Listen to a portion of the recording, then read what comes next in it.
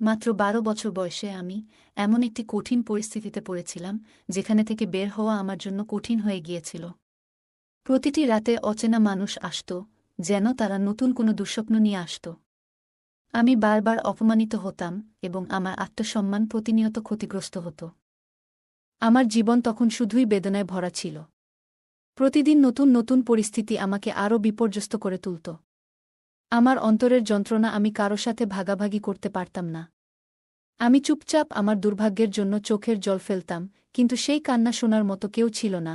তবে একদিন এমন কিছু ঘটল, যা আমার পুরো জীবনকে বদলে দিল।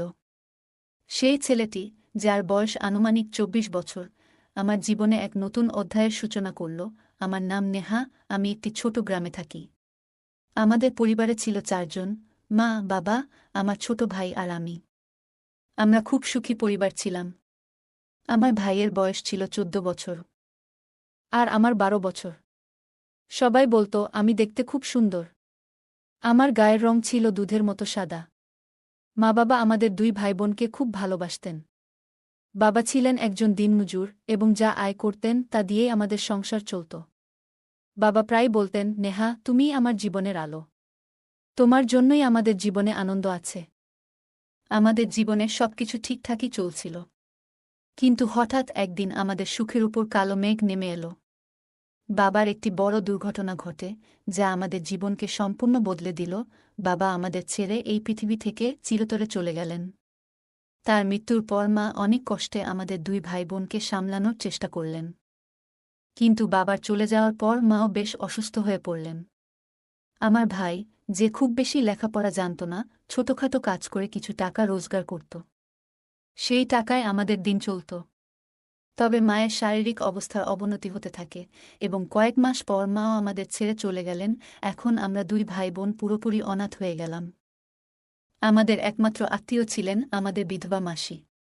তার কোনো সন্তান ছিল না, তিনি একাই থাকতেন। মাসি সিদ্ধান্ত নিলেন আমাকে নিজের কাছে রাখার। আমার ভাই অমিত আমাকে বলল, তুমি মাসির কাছে থাকো, আমি বাইরে কাজ করতে যাব। টাকা রোজগার করে তোমার জন্য পাঠাবো। আমি মাসির কাছে থাকতে শুরু করলাম। মাসি খুব একা ছিলেন এবং তার কোনো কাজ করার লোকও ছিল না। আমি তখন ছোট ছিলাম, তাই বুঝতে পারতাম না মাসি কিভাবে নিজের জীবিকা নির্বাহ করেন। কিছুদিন পর আমি লক্ষ্য করলাম, মাসি প্রায়ই খুব সাজগোজ করে বাইরে যান এবং ফেরার সময় তার কাছে অনেক টাকা থাকে। আমি প্রায়ই জিজ্ঞেস করতাম, মাসি, তুমি কি কাজ করো? মাসি উত্তর দিতেন, ছোটখাটো কাজ করি। তাই দিয়েই দিন চলে যায়। আমি তখন এতটাই ছোট ছিলাম যে মাসির কথাগুলোর আসল মানে বুঝতে পারিনি। আমার সময় মাসির সঙ্গে ভালোই কাটছিল। মাসি আমাকে অনেক ভালোবাসতেন, সবসময় আমার যত্ন নিতেন এবং নানা রকম সুস্বাদু খাবার খেতে দিতেন। তিনি বলতেন, তুমি ভালো করে খাবে, তাহলে বড় হতে পারবে। আর যখন তোমার স্বাস্থ্য ভালো হবে, তখন তুমি আরও সুন্দর দেখাবে। আমি মাসিকে বলতাম, মাসি, বড় দেখানোর কি দরকার? আমি তো এমনিই ভালো আছি। কিন্তু মাসি রেগে গিয়ে বলতেন, আমি যা বলছি সেটা করো। তুমি কি চাও না অন্য মেয়েদের মতো সুন্দর ও আকর্ষণীয় হতে? আমার মাসির ভালোবাসা এবং যত্ন আমাকে সবসময় আশ্চর্য করত। তিনি আমাকে নানা রকম পুষ্টিকর খাবার খাওয়াতেন এবং আমার প্রতিদিনের দেখভাল করতেন। মাত্র ১২ বছর বয়সে আমার শরীরের গঠন অনেকটা বড়দের মতো হয়ে গিয়েছিল।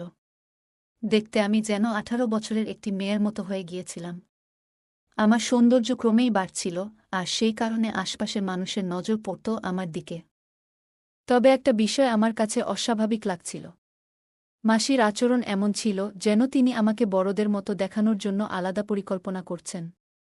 দিনে দিনে তার অদ্ভুত আচরণ আরও স্পষ্ট হতে লাগল। একদিন হঠাৎ আমি মাসিকে ফোনে কথা বলতে শুনলাম। তার কথাগুলো শুনে আমি ভয়ে কেঁপে উঠলাম। তিনি ফোনে বলছিলেন, সব টাকা একবারেই দিতে হবে। কম নয়, পুরো ২ লাখ। মেয়ে পুরোপুরি প্রস্তুত। তাড়াতাড়ি টাকা নিয়ে এসো, তারপর যা করার করো। এই কথাগুলো শোনার পর আমার মনের মধ্যে সব পরিষ্কার হয়ে গেল। আমি বুঝতে পারলাম, মাসি আমার জীবন নিয়ে ভয়ঙ্কর এক পরিকল্পনা করছেন। তিনি আমাকে অন্য কারো কাছে তুলে দেওয়ার জন্য এসব প্রস্তুতি নিচ্ছেন। এই সত্য জানতে পারার পর আমি আর দেরি করলাম না। আমি সিদ্ধান্ত নিলাম, কোনোভাবেই আমি এই পরিস্থিতির শিকার হব না। আমি আমার জীবনের দায়িত্ব নিজেই নেব এবং যেভাবেই হোক এই দুঃস্বপ্ন থেকে মুক্তি পাব। এখন আমি জানতাম এই জায়গা থেকে বের হওয়া আমার জন্য খুবই জরুরি। যেই মুহূর্তে মাসি তার কাজে ব্যস্ত হয়ে গেলেন, আমি চুপচাপ বাড়ি থেকে পালিয়ে গেলাম। আমি দ্রুত স্টেশনে পৌঁছালাম এবং যে প্রথম ট্রেনটি এলো সেটিতে উঠে পড়লাম। আমি জানতাম না এই ট্রেন কোথায় যাচ্ছে বা আমাকে কোথায় নামতে হবে। ট্রেনে কিছুক্ষণ বসে থাকার পর আমার চোখ লেগে গেল। যখন ঘুম ভাঙল, তখন দেখলাম ট্রেন থেমে গেছে। আমি ট্রেন থেকে নেমে এলাম, কিন্তু তখন তীব্র ক্ষুধা লাগছিল। আমি কিছু মানুষের কাছে সাহায্য চাইলাম এবং তারা আমাকে কিছু টাকা দিল। সেই টাকা দিয়ে আমি রুটি কিনে খেয়ে নিলাম। পরবর্তী ২-৩ দিন আমি এদিক ওদিক ঘুরে বেড়ালাম। আমি একেবারেই বুঝতে পারছিলাম না কোথায় যাব বা কী করব। রাত হলে আমি স্টেশনেই ঘুমিয়ে পড়তাম। একদিন রাতে যখন আমি স্টেশনে শুয়েছিলাম, তখন একজন যুবক আমার কাছে এসে দাঁড়াল। সে আমার সাথে কথা বলতে শুরু করল এবং জানতে চাইল আমি কেন এখানে আছি। আমি তাকে সবকিছু খুলে বললাম, কিভাবে আমি এত ছোট বয়সে এত কষ্ট পেয়েছি, কিভাবে মাসি আমাকে প্রতারণা করছিলেন এবং কেন আমি তার বাড়ি ছেড়ে পালিয়ে এসেছি। সব কথা বলার পর আমি তাকে বললাম, ভাইয়া, আমার কিছুই বুঝতে পারছি না। এখন আমি কোথায় যাব, কি করব? যুবকটি আমাকে শান্ত করে বলল, তুমি চিন্তা করো না, আমি তোমার নিজের মানুষের মতো। তুমি আমার সঙ্গেই চলো। আমি তোমাকে আমার বাড়িতে নিয়ে যাব। তুমি আমার বাড়িতে নিরাপদে থাকতে পারবে। তার কথা শুনে আমার মনে একরকম স্বস্তি এলো। মনে হচ্ছিল অবশেষে আমার সমস্যার সমাধান মিলেছে। কিন্তু তারপর আমার মনে সন্দেহ জাগল। যাকে আমি আমার মসিহা ভেবেছিলাম, সে কি সত্যিই আমার জন্য ভালো কিছু করবে? নাকি এটা নতুন কোনো ফাঁদ, যে ভয়াবহ জায়গা থেকে আমি পালিয়ে এসেছিলাম? এখন মনে হচ্ছিল আমি আবার সেই অন্ধকারে ফিরে যাচ্ছি। আমি ভেবেছিলাম যে ওই আঙ্কেল আমার জন্য ত্রাণকর্তা হয়ে এসেছেন, কিন্তু বাস্তবতা ছিল ভিন্ন। তার আসল উদ্দেশ্য আমি তখনও বুঝতে পারিনি। আঙ্কেল আমাকে তার বাড়িতে নিয়ে গেলেন। বাড়িতে পৌঁছানোর পর আমি প্রথমেই হাতমুখ ধুয়ে নিলাম। আঙ্কেল আমাকে একটি সুন্দর পোশাক দিলেন এবং বললেন, এটা পরে নাও। তারপর তিনি বললেন তিনি বাজার থেকে খাবার নিয়ে আসছেন। আমি তখন পোশাক পরে তৈরি হচ্ছিলাম। নতুন পোশাকে নিজেকে আয়নায় দেখে খুব সুন্দর লাগছিল। কিছুক্ষণ পর আঙ্কেল ফিরে এলেন।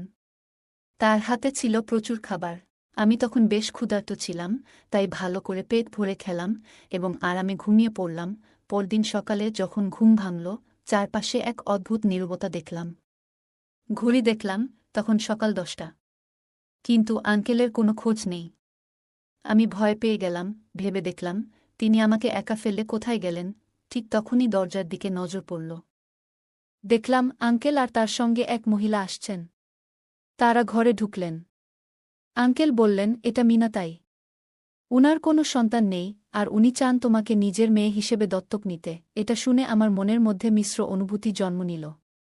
আমি বুঝতে পারছিলাম না এই প্রস্তাব কি সত্যিই আমার জন্য ভালো, নাকি এর পেছনে লুকিয়ে আছে অন্য কোনো উদ্দেশ্য। মিনাতাই আমাকে দত্তক নিতে চান শুনে আমি কিছুটা হতভম্ব হয়ে গেলাম।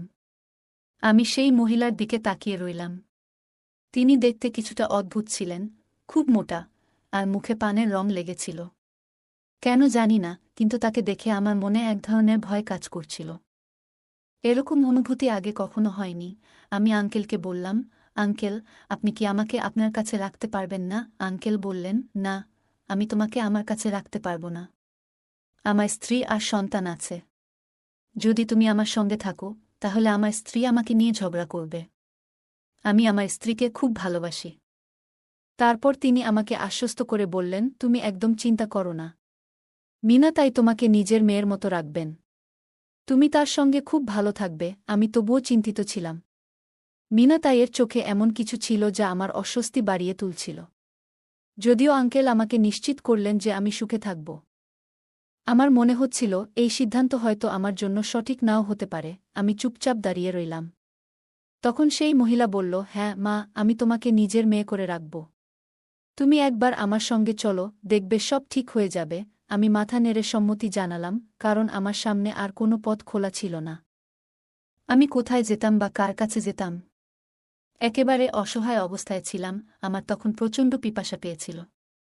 তাই আমি আঙ্কেলকে বললাম, আঙ্কেল একটু পানি দিতে পারবেন? আঙ্কেল বললেন, কিচেন ওইদিকে, গিয়ে নিয়ে নাও। আমি কিচেনে গিয়ে পানি খেলাম। যখন পানি খেয়ে কিচেন থেকে বের হচ্ছিলাম, তখন হঠাৎ আঙ্কেল আর সেই মহিলার কথোপকথনের শব্দ আমার কানে এলো। সেই মহিলা বলছিলেন, এইবার যে মেয়ে নিয়ে এসেছ, তার সৌন্দর্যের যতই প্রশংসা করি কম হবে। সেই মহিলা বলতে লাগলেন, এইবার তুমি সত্যিই আমার মন জয় করেছ। আমার কাছে হাজারো মেয়ে আছে, কিন্তু এই মেয়েটির সৌন্দর্যের তুলনা হয় না। আমি এই মেয়ের জন্য তোমাকে পুরো 3 লাখ টাকা দেব। এরপর সেই মহিলা চেক বই বের করে চেক সাইন করে আঙ্কেলের হাতে তুলে দিলেন। আঙ্কেলের চোখে মুখে খুশি স্পষ্ট দেখা যাচ্ছিল। আমি তখন পুরো ব্যাপারটা বুঝতে পারলাম। আমি উপলব্ধি করলাম, যে ভয়াবহ জায়গা থেকে আমি পালিয়ে এসেছিলাম, আবার সেখানেই ফিরতে চলেছি।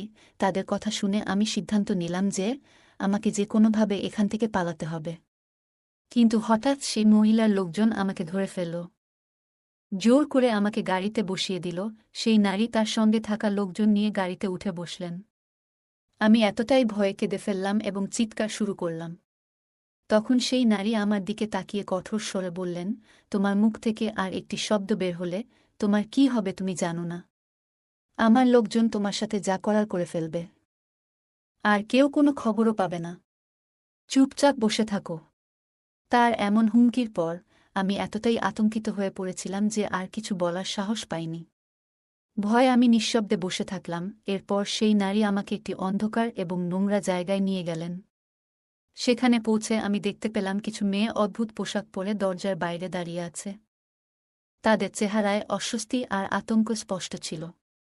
দেখে মনে হচ্ছিল তারা এই জায়গায় থাকতে একেবারেই স্বাচ্ছন্দ্যবোধ করছে না। আমরা রাস্তা দিয়ে যাচ্ছিলাম, তখন হঠাৎ গাড়ি থামল।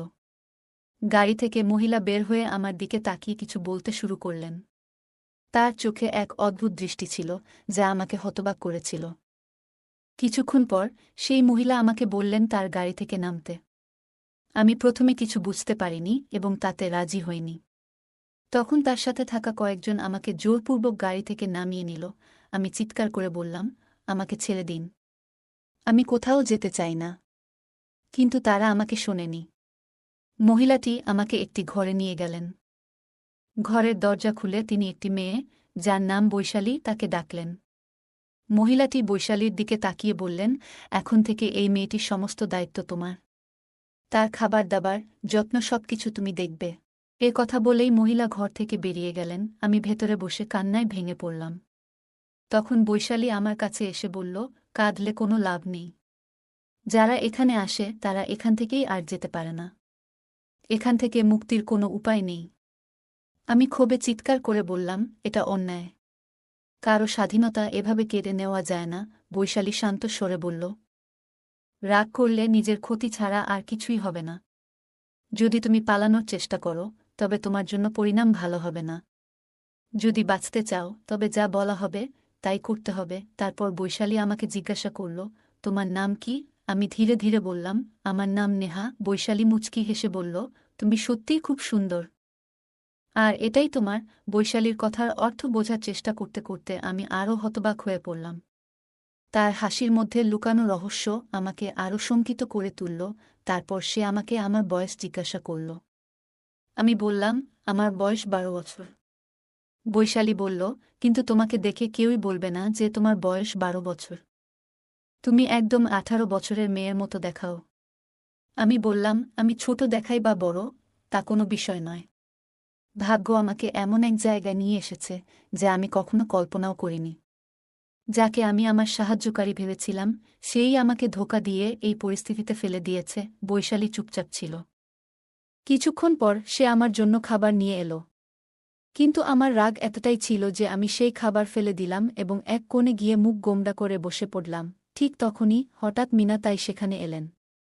তিনি আমাকে কঠিন গলায় বললেন, তুমি যে জায়গায় এসেছ, এটা এমন এক জায়গা যেখানে প্রতিদিন নতুন নতুন লোক আসে।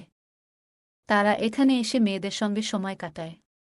এখানকার নিয়ম অনুযায়ী তোমাকেও এই কাজের সঙ্গে মানিয়ে নিতে হবে। তিনি আরও যোগ করলেন, যদি তুমি বেশি রাগ দেখাও বা পালানোর চেষ্টা করো, তবে এর ফল খুবই খারাপ হবে। এখানে যারা পাহারায় আছে তারা তোমাকে এমন শাস্তি দেবে যা তুমি কল্পনাও করতে পারবে না।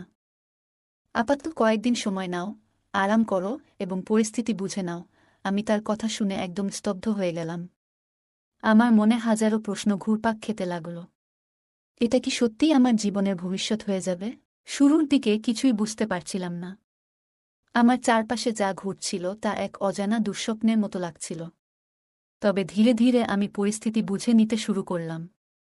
এখানে প্রতিদিন নতুন নতুন লোক আসত, আর আমাকে তাদের সামনে উপস্থাপন করা হতো, কিন্তু সেই মহিলাটি, যাকে সবাই দিদি বলে ডাকত, আমার মূল্য এত বেশি নির্ধারণ করেছিল যে কোনো গ্রাহকই সেই পরিমাণ অর্থ দিতে পারছিল না। তাই এতদিনে কেউ আমাকে স্পর্শ করার সাহস দেখায়নি।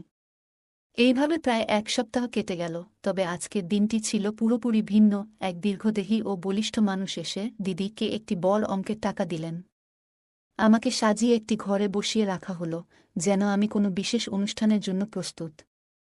আমার মন তখন ভয়ে পরিপূর্ণ, আর মনে আসছিল অসংখ্য প্রশ্ন। এখন কি হবে? এই পরিস্থিতি থেকে মুক্তি পাওয়ার উপায় কি? রাত গভীর হলে একজন মধ্যবয়সী লোক ঘরে প্রবেশ করল। তাকে দেখে আমার হৃদয় জোরে ধুকপুক করতে লাগল, আর পুরো শরীর ভয়ে কাঁপছিল। আমি বিছানা থেকে উঠে দাঁড়িয়ে গেলাম।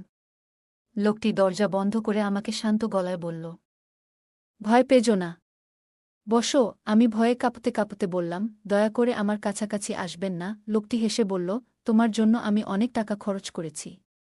তুমি জানো এই সময়ের জন্য কত অর্থ দিয়েছি? আমি কান্নায় ভেঙে পড়ে বললাম, দয়া করে আমাকে ছেড়ে দিন। আমি এমন কিছু সহ্য করতে পারব না। লোকটি বলল, তুমি ভয় পাচ্ছ কেন? এখানে আসা মানেই এটাই। যদি না আসতে চাইতে তবে কেন এখানে এসেছ? আমি কাঁদতে কাঁদতে বললাম, আমি এখানে স্বেচ্ছায় আসিনি। আমাকে জোর করে আনা হয়েছে। আমি মাত্র 12 বছরের মেয়ে, আমি এসব বোঝার মতো বয়সে নেই। দয়া করে আমাকে ছেড়ে দিন। আমি তার পায়ে পড়ে অনুরোধ করলাম। আপনার যদি মেয়ে থাকে তাহলে তাকে কেমন দেখতে চান? আমাকে সেভাবে ভাবুন। আমি আপনার মেয়ের মতো। দয়া করে আমাকে মুক্তি দিন। আমি আশা করেছিলাম আমার কথা তার হৃদয়ে স্পর্শ করবে, কিন্তু তার চোখে যে দৃষ্টি ছিল তাতে বুঝতে পারলাম সে আমার কথায় কান দিচ্ছে না। তার মনের ভাবনা সম্পূর্ণ অন্যরকম। সেই ব্যক্তি আমার কম বয়স নিয়ে খুব খুশি ছিল। সে বলল, তোমার মতো কম বয়সী মেয়ে আমার খুব পছন্দ, তোমার সঙ্গে সময় কাটানো দারুণ হবে। যদিও তোমার বয়স কম, কিন্তু তোমাকে দেখে তা বোঝা যায় না। তুমি খুবই সুন্দর। আমি তার সামনে হাত জোট করে অনুরোধ করলাম, দয়া করে আমাকে ছেড়ে দিন। কিন্তু সে আমার অনুরোধ শুনল না, বরং আমাকে জোর করে বিছানায় শুইয়ে দিল। আমি চিৎকার করছিলাম, কিন্তু আমার কণ্ঠস্বর শোনার মতো এখানে কেউ ছিল না। সকালের দিকে আমি এতটাই দুর্বল হয়ে পড়েছিলাম যে বিছানা থেকে উঠতে পারছিলাম না। সে চলে যাওয়ার সময় আমার মনে হলো সে মানুষ নয়, বরং একটি দানব। আমি শারীরিক ও মানসিকভাবে ভেঙে পড়েছিলাম। যে নারী আমাকে এখানে এনেছিল সে বলল, তাকে কয়েকদিন বিশ্রাম নিতে দাও, তারপর ও আবার ঠিক হয়ে যাবে। আমাকে 4-5 দিনের জন্য বিশ্রাম করতে দেওয়া হলো, কিন্তু কিছুদিনের মধ্যেই আমাকে আবার সেই একই কাজ করতে বাধ্য করা হলো। নতুন নতুন লোক আসতে শুরু করল, আর আমার জীবন আবার সেই চক্রে ফিরে গেল। আমার জীবনটা যেন একটা গল্প হয়ে গিয়েছিল। সবারই আমাকে কাছে পেতে ইচ্ছে করত। ধীরে ধীরে এটাই আমার জীবনের অংশ হয়ে উঠেছিল। সময় কেটে গেল, 5 বছর কিভাবে পার হয়ে গেল বুঝতেই পারিনি। এই 5 বছরে আমি অনেক কিছু সহ্য করেছি। মনে হতো হয়তো কেউ একদিন আমাকে এখান থেকে মুক্ত করে নিয়ে যাবে। তবে সেই আশা পূর্ণ হয়নি। আমি তখন 17 বছরে পা দিয়েছি। এর মধ্যে আমার একটি ঘনিষ্ঠ বন্ধু হয়েছিল, যার নাম ছিল বৈশালী। বৈশালী আমার সঙ্গে মনের কথা ভাগ করে নিতে পারত, আর আমি তার সঙ্গে। একদিন বৈশালী আমার কাছে এক জোড়া নূপুর নিয়ে এসে বলল, চল আমরা নাচি। আমি বললাম, আমার তো নাচতে পারি না। বৈশালী হাসি দিয়ে বলল, তোমাকে শুধু আমাকে দেখে দেখতে হবে, আমি যেমন করব তুমিও তেমন করো। ধীরে ধীরে সব শিখে যাবে। বৈশালী অনেক জোরাজুরি করল। সে বলল, যেখানে আমরা নাচব সেখানে আগে থেকেই অনেক মেয়েরা নাচ করে। অনেক ধনী আর ক্ষমতাবান মানুষ সেখানে আসে। তারা প্রচুর টাকা বিলায়। তুমি চেষ্টা করলে ভালোই লাগবে। বৈশালীর কথা শুনে আমার মনে হল এতে আপত্তির কিছু নেই। তাই তার কথায় রাজি হয়ে গেলাম। নুপুর পরে আমি মেয়েদের সঙ্গে মঞ্চে নাচতে শুরু করলাম। আমি নাচছিলাম, আর হঠাৎ যেন আমার জীবনের পুরনো স্মৃতিগুলো আমার সামনে এসে দাঁড়াল। আমার মাথা যেন এক মুহূর্তের জন্য শূন্য হয়ে গেল। আমি বুঝতে পারছিলাম না আমার অতীত কেন আমার সামনে ফিরে আসছে। আমার পা চলছিল, কিন্তু মন যেন অন্য কোথাও ছিল। সেই সময় আমার মনে ঠিক কী চলছিল তা স্পষ্ট মনে নেই, কিন্তু আমার চোখের সামনে আমার অতীতের সব ঘটনা যেন ভেসে উঠছিল। আমি কিভাবে বাড়ি থেকে পালিয়ে এসেছিলাম, কিভাবে এই জায়গায় পৌঁছেছিলাম, আর তারপর যা কিছু ঘটেছিল সব মনে পড়ছিল। নাচতে নাচতে আমার পায়ে বাঁধা নুপুর খুলে মাটিতে পড়ে গেল। হঠাৎ আমার মাথা ঘুরতে শুরু করল, আর আমি মাটিতে লুটিয়ে পড়লাম। সারা ঘর নিস্তব্ধ হয়ে গেল। ঠিক সেই সময় একজন ছেলে এসে আমার দিকে হাত বাড়িয়ে দিল। সে আমাকে তুলতে সাহায্য করল এবং জিজ্ঞেস করল, তুমি ঠিক আছো তো? আমি হালকা মাথা নেড়ে বললাম, হ্যাঁ, আমি ঠিক আছি। এর মধ্যেই বৈশালী এসে আমার হাত ধরে আমাকে সেখান থেকে সরিয়ে নিয়ে যেতে লাগল। যাওয়ার সময় পেছন ফিরে দেখি সেই ছেলে শুধু তাকিয়েছিল। তার হাসি যেন আমাকে ভেতরে ভেতরে অদ্ভুত এক বার্তা দিচ্ছিল। আমি বুঝে গেলাম এই ছেলেও আমাকে নিয়ে রাত কাটানোর পরিকল্পনা করেছে। এখানে প্রতিদিন যা ঘটে এও তার বাইরে নয়। সেই রাতে ছেলেটি আমাকে এক রাতের জন্য কিনে নিয়েছিল। আমি জানতাম আমার সৌন্দর্য এমন যে একবার কেউ আমাকে দেখলে সে মুগ্ধ হয়ে পড়ে। তার জন্য আমি তার কাছে 1,00,000 টাকা মূল্যের ছিলাম। যখন সে ঘরে এলো, আমি সোজাসুজি বললাম, দ্রুত কাজ শেষ করো আর চলে যাও। সে অবাক হয়ে জিজ্ঞেস করল, তুমি কি বলছ? এমন কেন বলছ? আমি বললাম, আমি ঠিকই বলছি। তুমি তো আমাকে টাকা দিয়ে কিনেছ, কিন্তু তুমি আমার কথা শুনতে টাকা দাওনি, তাই কাজ সেরে চলে যাও। সে হাসতে হাসতে বলল, তুমি রাগ করেছ নাকি? তুমি কি সবার সঙ্গেই এমন করো, নাকি শুধু আমার সঙ্গেই? আমি বিরক্ত হয়ে বললাম, আমি তোমার অপ্রয়োজনীয় কথা শুনতে চাই না। তোমার কাজ করো আর চলে যাও। এরপর সে আবার বলল, তুমি কি মনে করছ আমি কেন তোমার কাছে এসেছি? আমি বললাম, যার জন্য তুমি টাকা দিয়েছ সেই কাজ করার জন্য। সে হাসি দিয়ে বলল, আমি তো শুধু। সে এসে বলল, তোমার সঙ্গে একটু কথা বলতে এসেছি, আর কিছু নয়। তোমার চোখে অনেক বেদনা দেখেছি। তোমাকে দেখে আমার মনে হলো তোমাকে আরও ভালোভাবে জানা উচিত। এটা বলেই সে হেসে উঠল। আমি বললাম, তাহলে এখানে কেউ কি হৃদয়ের কথা শোনে? সে বলল, কেন নয়। তারপর সে আমাকে জিজ্ঞেস করল, বলো তো, তুমি কি ইচ্ছা করে এখানে এসেছ, নাকি কোনো বাধ্যবাধকতার কারণে? আমি শান্ত স্বরে বললাম, আমার ইচ্ছায় নয়, আমার ভাগ্য আমাকে এখানে টেনে এনেছে। এরপর আমি আমার জীবনের পুরো গল্প তাকে জানালাম। আমরা কথা বলতে বলতে রাত কেটে গেল। ভোর হলে সে বলল, আবার আসব, এবং চলে গেল। তার চলে যাওয়ার সময় আমি শুধু মুচকি হাসলাম। এই ঘটনাটি 1 সপ্তাহ আগের। একদিন আমি আমার ঘরে বসেছিলাম, তখন সে আবার এলো। দরজা বন্ধ করে সে আমাকে দেখল। আমি বললাম, তাহলে সেদিন কিছু ইচ্ছে ছিল না, আর আজ পুরো প্রস্তুতি নিয়ে এসেছ? সে হেসে বলল, আজ আমি শুধু তোমার সঙ্গে কিছু সময় কাটাতে চাই। আমি কি তোমার কোলে মাথা রেখে একটু শুতে পারি? আমি বললাম, অবশ্যই পারো। এতে অনুমতির কি প্রয়োজন? তুমি তো এর জন্য মূল্য দিয়েছ। সে আমার কথার মাঝখানে হাত তুলে বলল, থাক, আর বলো না। তোমার শুধু মূল্যটাই চোখে পড়ে। আমার চোখে তাকিয়ে দেখো, আমি কি শুধুই একজন ক্রেতা? সে আমাকে বলল, তোমার কাছে আমি আসি কারণ আমি সত্যিই তোমাকে ভালোবাসি। আমি তোমার জন্য কিছু অনুভব করি, যা আমি আর কাউকে কখনো অনুভব করিনি। আমি নীরব হয়ে গেলাম। তারপর সে সরাসরি বলল, আমি তোমাকে বিয়ে করতে চাই। তুমি কি আমার সঙ্গে থাকতে রাজি? তার প্রস্তাব শুনে আমি কিছুটা অবাক হলেও মনে মনে খুশি হলাম। কোথাও যেন তার জন্য আমার মনের ভেতর একটি জায়গা তৈরি হয়ে গিয়েছিল। তাই আমি সম্মতি জানালাম। সে বলল, তুমি যদি আমার পাশে থাকো, তবে আমি তোমাকে এখান থেকে মুক্ত করতে চাই। আমি বললাম, এখান থেকে মুক্তি পাওয়া সহজ নয়। তুমি তো দেখছ এখানে কত বড় বড় দেহরক্ষী রয়েছে। তারা আমাকে মারতে পিছপা হবে না। সে আত্মবিশ্বাসের সঙ্গে বলল, তুমি চিন্তা করো না। আমি তোমাকে যে কোনো মূল্যে এখান থেকে বের করব। এরপর সে চলে গেল। 1 সপ্তাহ কেটে গেল, কিন্তু তার কোনো খবর পেলাম না। আমি চিন্তিত হয়ে পড়লাম। একদিন আমি ঘরে বসেছিলাম, তখন বাইরে হঠাৎ হইচই শোনা গেল। আমি বাইরে গিয়ে দেখি পুলিশ সব দিক থেকে জায়গাটা ঘিরে রেখেছে। আমি ঘাবড়ে গেলাম। ঠিক তখনই পুলিশের সঙ্গে সেই ছেলেটিকে দেখলাম। সে আমার দিকে এগিয়ে এসে বলল, আমি পুলিশকে নিয়ে এসেছি। আমি বিস্মিত হয়ে জিজ্ঞেস করলাম, তুমি এটা কেন করলে? সে শান্ত গলায় বলল, তুমি ভয় পেও না। আমি সব ঠিক করে ফেলব। এরপর কিছুক্ষণের মধ্যে পুলিশ প্রধান মিনা এবং তার লোকদের আটক করল। পুলিশ এসে মিনা এবং তার সহযোগীদের গ্রেফতার করল। তাদের থানায় নিয়ে যাওয়া হয় এবং জিজ্ঞাসাবাদের সময় তারা নিজেদের সব অপরাধ স্বীকার করল। এখানে অনেক মেয়ে ছিল যারা বাধ্য হয়ে এই কাজ করছিল। ঈশান আমাকে আগে থেকেই বলেছিল, তুমি পুলিশকে সবকিছু সত্যি বলবে। আমি মাথা নেড়ে সম্মতি জানালাম। এরপর সে আমার হাত ধরে পুলিশ অফিসারের কাছে নিয়ে গেল। ঈশান বলল, এই মেয়েটিকে আমি এখান থেকে মুক্ত করতে চাই এবং নিজের জীবনের অংশ করতে চাই। পুলিশ অফিসার জিজ্ঞাসা করল, তুমি কি নিশ্চিত যে তুমি এই মেয়েটিকে এখান থেকে বের করে অন্য কোথাও নিয়ে গিয়ে কিছু খারাপ কাজে জড়াবে না? তুমি কি এর সঙ্গে বিয়ে করতে চাও? ঈশান স্পষ্টভাবে বলল, হ্যাঁ, আমি এটাই চাই। আমি এই মেয়েটিকে ভালোবাসি এবং এর সঙ্গেই আমি বিয়ে করব। পুলিশ এরপর আমার দিকে তাকিয়ে জিজ্ঞাসা করল, তোমার মতো কি? আমি তাদের আমার পুরো গল্প জানালাম এবং বললাম, আমি ওর সঙ্গে বিয়ে করতে প্রস্তুত। পুলিশ অফিসার বললেন, এটি খুবই ভালো ব্যাপার। এখানে অনেক মেয়ে আছে যারা নিজের ইচ্ছায় নয়, বাধ্য হয়ে এই কাজ করছে। আমরা তাদের সবার সঙ্গে কথা বলব এবং তাদের স্বাধীনতা ফিরিয়ে দেব। যারা এখান থেকে চলে যেতে চায় তারা যেতে পারবে।